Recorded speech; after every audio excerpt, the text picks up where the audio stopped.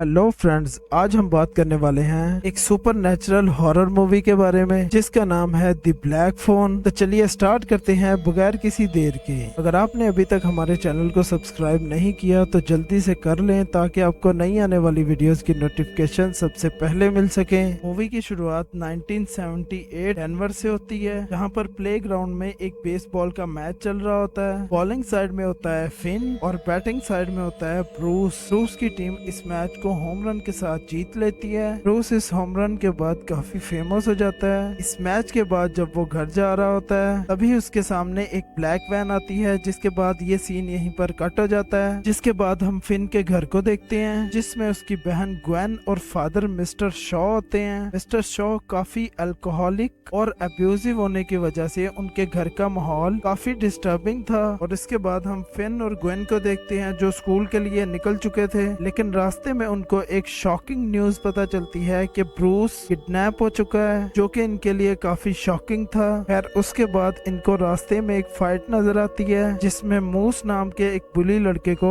Robin काफी मारता है, जिसकी वजह से सबके दिल में रॉबिन की दहशत बैठ जाती है। उसके बाद सभी बच्चे अपनी क्लासेस में जाने लगते हैं और हम बैकग्राउंड में उसी ब्लैक मैन को देखते हैं जिसको ब्रूस के सामने देखा गया था। क्लास में हम फिन को देखते हैं जिसको डोना नाम की एक लड़की पर क्रश होता है, लेकिन वो इस चीज को एक्सप्लेन नहीं कर पाता। क्लास खत्म होने के बाद फिन के पीछे उसको बुली करने के लिए 3 लड़के आते हैं। उनसे बचने के लिए फिन वॉशरूम में चला जाता है। जिसके बाद वहाँ पर रॉबिन आ जाता है, जिससे हमें पता चलता है कि रॉबिन फिन का अच्छा दोस्त है, जिसकी वजह से फिन को बुली करने वाले लड़के डर कर भाग जाते हैं। और यहाँ पर रॉबिन फिन को मैथ्स पढ़ाने के लिए भी कहता है, जिस पर फिन मान जाता है। साथ ही साथ रॉबिन फिन को कहता है कि उसको एक ना एक दिन अपने लिए खड़ा होना पड़ेगा। उसके बाद ब्रूस की किडनैपिंग की इन्वेस्टिगेशन के लिए स्कूल में कुछ ऑफिसर्स आते हैं जो कि ग्वेन से सवाल जवाब करते हैं, जहाँ पर वो ब्लैक मैन और ब्लैक बलून के बारे में बताती है जो कि उसने ड्रीम्स में देखे थे। जिस पर ऑफिसर्स गुस्सा हो जाते हैं कि उन्होंने ग्वेन से ये क्वेश्चन नहीं पूछे थे, जिस पर ग्वेन गुस्सा हो जाती है और ग्वेन और फिन घर पर आ जाते हैं, जहाँ पर रात में मिस्टर शो ड्रंक थे और सो चुके थे। नेक्स्ट डे फिन ग्वेन के चिल्लाने से उठता है क्योंकि उसके डैड उसको पीट रहे थे, इस रीजन से कि वो ऑफिसर्स ग्वेन के उस ड्रीम की पूछताछ के लिए मिस्टर शॉ के ऑफिस पहुंच गए थे। और इस बात से मिस्टर शॉ बहुत ही गुस्सा थे। बातों ही बातों में हमें पता चलता है कि ग्वेन की मदर भी सेम ड्रीम्स और आफ्टर लाइफ की वॉइसेस को सुन सकती थी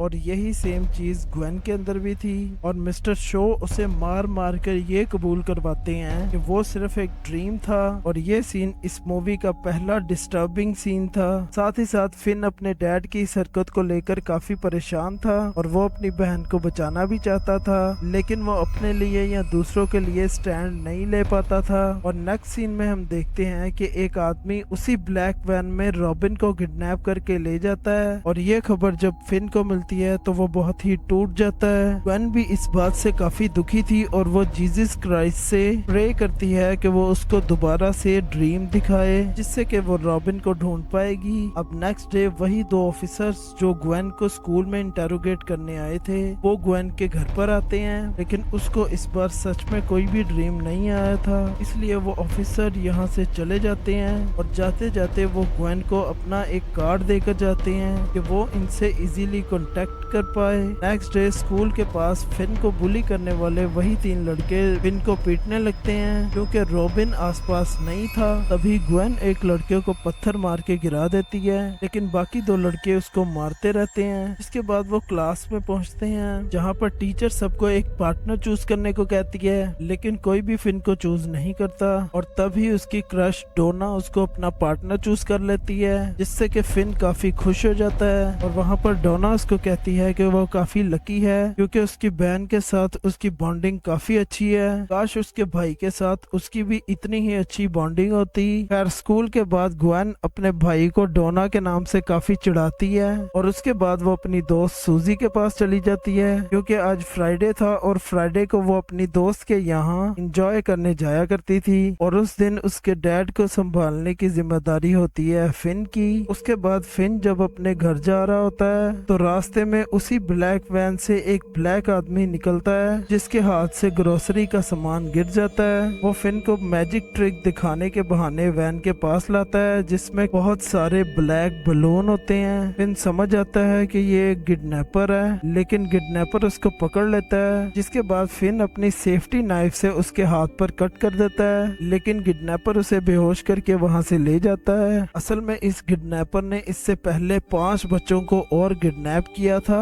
जिनका इस किडनैपर ने क्या किया किसी को नहीं पता। इस किडनैपर का नाम ग्रैबर है, जो कि ऐसे ही छोटे बच्चों को किडनैप करके अपने साउंड प्रूफ बेसमेंट में रखता है। इस बेसमेंट में एक टॉयलेट है, एक बेड है, एक विंडो है और एक मेन गेट जिससे ग्रैबर आता जाता है। लेकिन यहाँ पर एक और खास चीज है, जो कि है एक ब्लैक फोन, जिसके नाम पर ही ये मूवी है। फिर उस फोन से डायल करने की कोशिश करता है, लेकिन उस फोन का वायर कट था। ग्रैबर फिन को बताता है कि ये फोन काम नहीं करता, लेकिन कभी कभी इस पर रिंग होती है, जो कि शायद इसके स्टैटिक चार्ज की वजह से होती है। अब ग्रैबर फिन को वहीं पर छोड़कर खुद कुछ सामान लेने के लिए बाहर चला जाता है। फिन बहुत तेज चिल्लाता है, लेकिन सच में ये बेसमेंट साउंड प्रूफ था। अब सबको पता चल जाता है कि फिन किडनैप हो चुका है, और ये खबर जब ग्वेन को मिलती है तो वो बहुत ही डर जाती है और सूजी के घर से अपने घर की तरफ चली जाती है। और नेक्स्ट सीन में हम देखते हैं कि उसी फोन पर रिंग होती है, जो कि काफी शॉकिंग था। वायर कट वाले फोन में आखिर रिंग कैसे हो सकती है?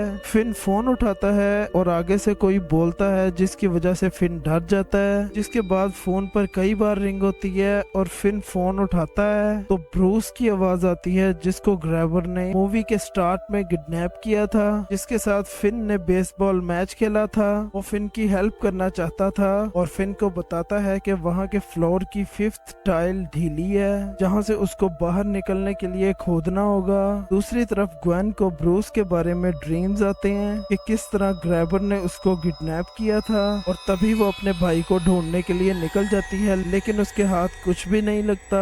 अब जिस गड्ढे को फिन खोद रहा होता है उसको उसका कुछ भी फायदा नजर नहीं आता, और वो ब्लैक फोन रिंग होने का वेट करने लगता है। लेकिन तभी वहाँ पर ग्रैबर फिन के लिए कुछ खाने को लाता है और वो फिन को खाना देकर वहाँ से चला जाता है। लेकिन यहाँ पर ग्रैबर एक गलती करता है कि वो गेट को खुला छोड़ जाता है। फिन उस गेट से बाहर जाने ही वाला होता है कि तभी फोन पर रिंग होती है, लेकिन इस बार फोन पर ब्रूस नहीं बल्कि बिली नाम का एक लड़का होता है, जिसकी अपीयरेंस को हम उसी बेसमेंट में देख पाते हैं। इसका मतलब फिन से पहले ग्रैबर ने जितने भी लड़कों को किडनैप किया था वो मारे जा चुके हैं, और उनके घोस्ट 1 बाय 1 फिन से इस फोन के जरिए कांटेक्ट कर रहे हैं, ताकि वो फिन को बचा पाए और सेम हादसा होने से रोक सकें। बिली की स्पिरिट कॉल के जरिए फिन को बताती है कि ग्रैबर ने यह डोर जानबूझकर खुला छोड़ा है ताकि वो ऊपर जाए और ग्रैबर उसे खूब मारे पीटे, और वो उनके साथ एक नोटी बॉय नाम का गेम प्ले करता है, जिसमें अगर फिन ने उसकी बात ना मानी तो वो उसको मार देगा। फिन इस बात को समझ जाता है और ऊपर नहीं जाता,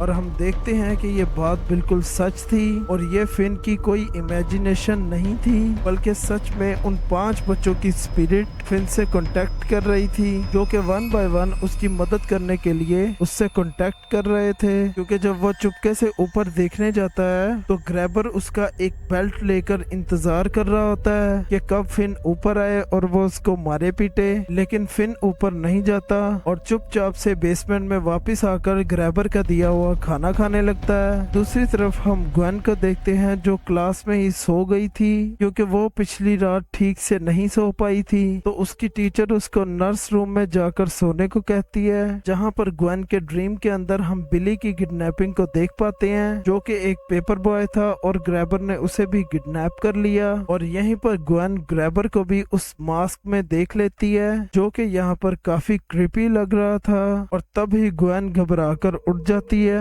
दूसरी तरफ फिन को बिली का कॉल दोबारा से आता है और वो उसे एक छुपी हुई रॉब और विंडो के बारे में बताता है, जिसके जरिए वो वहाँ से भाग सकता है। फिन रॉब की हेल्प से विंडो को ओपन करने की कोशिश करता है, लेकिन उसकी ग्रिल ही टूटकर नीचे गिर जाती है, जिससे ये मौका भी फिन के हाथ से निकल जाता है, और ये फिन के लिए काफी डिसअपॉइंटिंग था। दूसरी तरफ ग्वेन अपने डैड से डरते हुए अपने ड्रीम्स के बारे में उनसे बात करती है कि शायद उसके ड्रीम्स रियल हो सकते हैं, जिस पर उसके डैड कहते हैं कि उसकी माँ भी ऐसे ही ड्रीम्स देखा करती थी और अचानक से एक दिन उसने सुसाइड कर लिया, और इसीलिए वो उन दोनों के साथ भी स्ट्रिक्ट हैं, क्योंकि वो नहीं चाहते कि उनका हाल पल भी उनकी माँ जैसा हो। लेकिन ग्वेन अपने डैड को कन्विंस कर लेती है कि वो इन ड्रीम्स की मदद से अपने भाई को बचा सकती है, जिसके बाद वो दोनों फिन को ढूंढने के लिए निकल जाते हैं। अब हम उन्हीं दो ऑफिसर्स को देखते हैं जो एक घर में पहुंचते हैं जहां मैक्स नाम का एक आदमी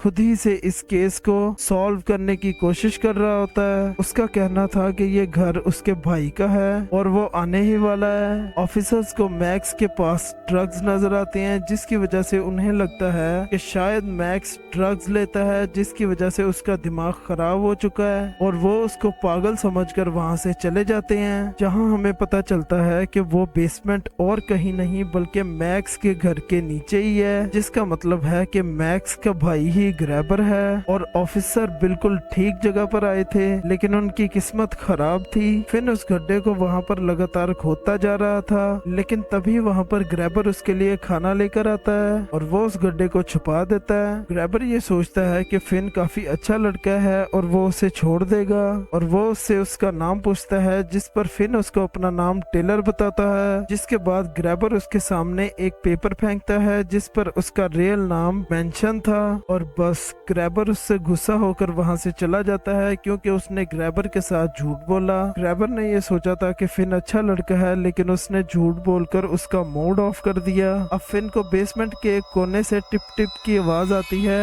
और जब वो वहां पर देखता है जहां पर एक बच्चे की स्पिरिट उल्टी फ्लोट कर रही थी, जिससे कि ब्लड नीचे गिर रहा था और यही ब्लड टिप टिप की आवाज कर रहा था। वो स्पिरिट फोन की तरफ इशारा करती है और तभी फोन पर एक कॉल आती है। कॉल पर ग्रिफिन नाम के एक लड़के की स्पिरिट की आवाज थी, जो कि फिन को बताता है कि अब उसके पास ज्यादा वक्त नहीं बचा, क्योंकि ग्रैबर नॉटी बॉय गेम खेलता है जिसके जरिए ही वो फिन को मार सकता है। और फिन ने क्योंकि उसका मूड खराब कर दिया था, इसलिए उसके पास बहुत कम टाइम रह गया है। अब फिन उस गेम को नहीं खेल रहा तो ग्रैबर बहुत परेशान है कि कब फिन एक नॉटी बॉय बनकर ऊपर आएगा और वो फिन को मार डालेगा। ग्रिफिन का कहना था कि ग्रैबर का एक मेन लॉक है जो कि उसके मेन गेट पर लगा हुआ है, जिसका कोड उसने वॉल पर लिख दिया था, और इस कोड के 3 कॉम्बिनेशन है जो कि फिन को खुद ही ट्राई करने होंगे। और ग्रैबर अभी सोया है तो यही सही मौका है भागने का। जिसके बाद फिन ऊपर जाता है और लॉक 3rd कॉम्बिनेशन से खुल जाता है, लेकिन तभी ग्रैबर का डॉग फिन पर भौंकने लगता है, जिसकी वजह से ग्रैबर भी उठ जाता है। फिन बाहर भागता है और ग्रैबर भी उसके पीछे भागकर उसको पकड़ लेता है। शोर की वजह से आसपास के घर की लाइट्स ऑन हो जाती हैं, लेकिन ग्रैबर ने फिन को मारने की धमकी दी थी, जिसकी वजह से फिन चुप हो जाता है और ग्रैबर उसके फेस पर एक पंच मारकर उसको वापस बेसमेंट में ले जाता है। इसके बाद जब फिन को होश आता है तो फोन पर एक और कॉल आती है वैंस हॉफर नाम के एक विक्टिम का, यानी कि 4th विक्टिम का, जो फिन को बताता है कि उसके पास ज्यादा टाइम नहीं है और कैसे भी करके ग्रैबर आज उसको मार डालेगा, तो उसको कैसे भी करके वहां से बचकर निकलना होगा।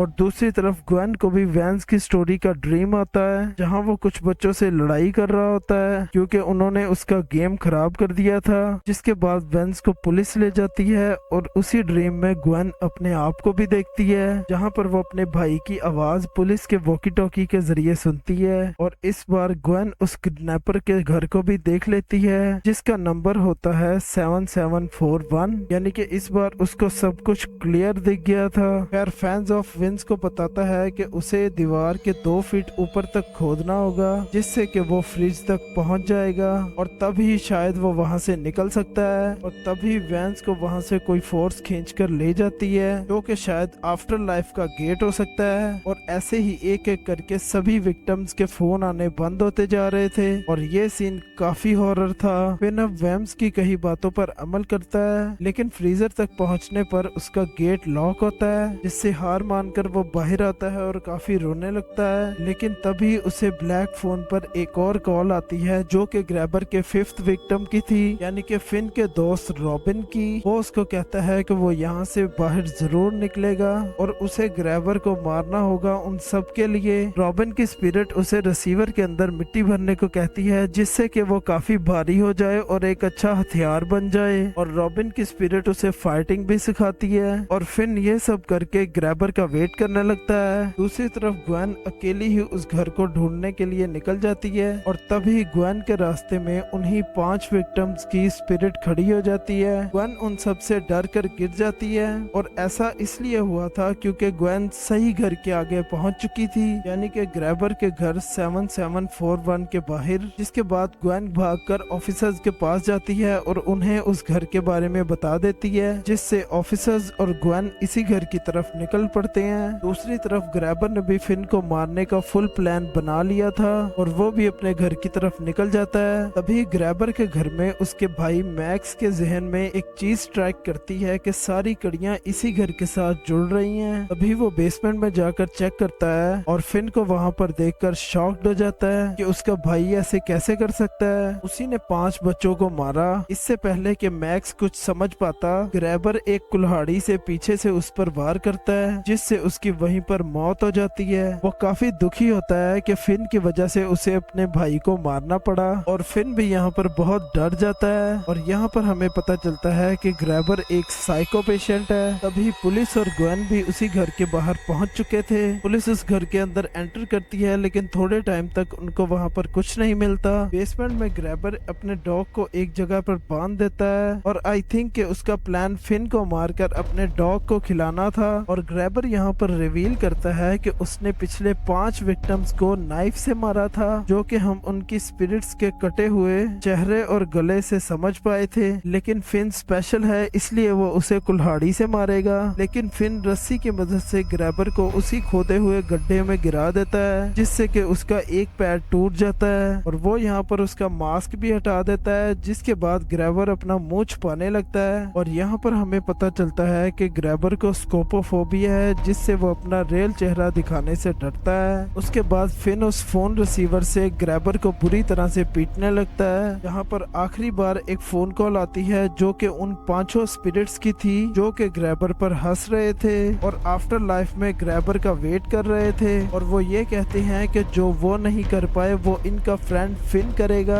और बस उसके बाद फिन ग्रैबर को जान से मार देता है और खुद बाहर आ जाता है। बाहर आकर वो अपनी सिस्टर ग्वेन से मिलकर बहुत ही खुश होता है। उसके बाद पुलिस को वो जगह भी मिल जाती है जहाँ पर वो 5 विक्टिम्स की बॉडी थी और उसके साथ एक 6 कबर भी तैयार थी, जो कि ग्रैबर ने शायद फिन के लिए बनाई थी। लेकिन अब ग्रैबर को उसमें जाना पड़ेगा। अब पूरे शहर में न्यूज आती है कि किडनैपर मारा गया और फिन ने उसे मार गिराया। असल में ग्रैबर ने 2 घर ले रखे थे, एक बच्चों को किडनैप करके उसे कैद करने के लिए और दूसरा उनकी डेड बॉडीज को छुपाने के लिए। जिसके बाद फिन के डैड उन दोनों के पास आते हैं और अपने अब्यूजिव बिहेवियर की वजह से उनसे माफी मांगते हैं और उनको रियलाइज हो जाता है कि ग्वेन की पावर्स रियल हैं और ये भी कि फिन के पास भी ये पावर्स मौजूद थी। और तभी वो उन स्पिरिट्स को देख पाया और सुन पाया, जो कि दूसरा कोई भी विक्टिम नहीं कर पाया। और एंडिंग सीन में हम फिन को देखते हैं जो कि अपने स्कूल में वापस आ गया था और सभी उसे अपना हीरो मानने लगते हैं। और इसी के साथ ये मूवी यहीं पर एंड हो जाती है। कैसा लगा आपको वीडियो मुझे कमेंट सेक्शन में जरूर बताइएगा और अगर वीडियो पसंद आई तो वीडियो को लाइक करें, चैनल को सब्सक्राइब करें और मैं मिलता हूँ आपको एक नेक्स्ट वीडियो में। तब तक के लिए गुड बाय।